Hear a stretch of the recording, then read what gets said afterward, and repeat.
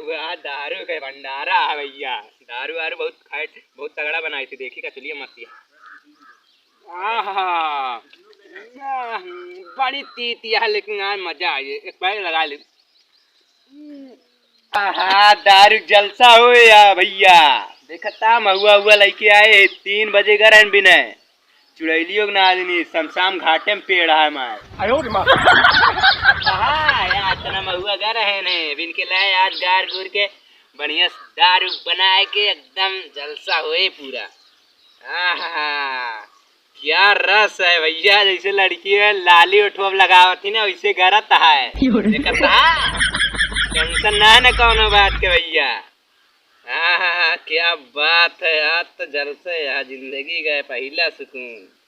दुनिया में पहले शराब तो फिर दुनिया है।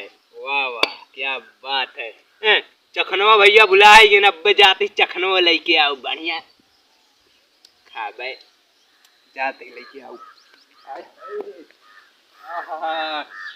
तो कचालू है। हाँ तो मजा है बढ़िया तीत तीत है एकदम। आहा क्या बात है, चखना है। आहा महुआ महुआ दारू का भंडारा है भैया। दारू वारू बहुत खाए, बहुत तगड़ा बनाई थी, देखी का चलिए मस्ती। आहा बड़ी तीती है लेकिन आज मजा आई, एक पैक लगा ले।